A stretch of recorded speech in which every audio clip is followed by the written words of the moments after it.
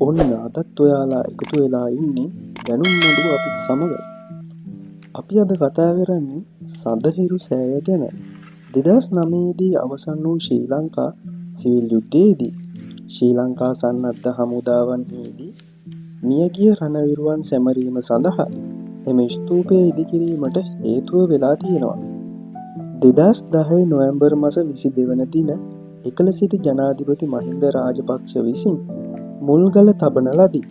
ඉන් පසුව වැඩ කටයුතු නිමවීමෙන් පසුව 2021 නොවැම්බර් 18 වන දින ජනාධිපති ගෝඨාභය රාජපක්ෂ හා අගමැති මහින්ද රාජපක්ෂ විසින් ස්තූපය මහජනයා සඳහා විවෘත කරන ලදී.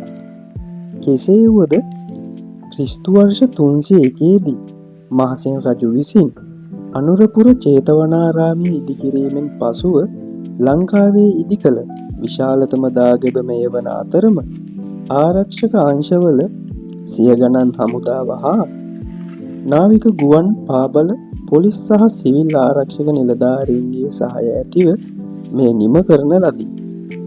ස්තූපය අඩි 282.5 උසකින් හා අඩි 800ක වට ප්‍රමාණයකින් යුක්ත වන අතරම කපිලවස්තු ධාතුන් ඇතුළු පූජනීය ධාතුන් වහන්සේලා ස්තූපයේ තැන්පත් කළ ඇත. වීඩියෝ හොඳයි නම් ලයික් කරන්න, ෂෙයා කරන්න. ඔබට සුබ දවසක්.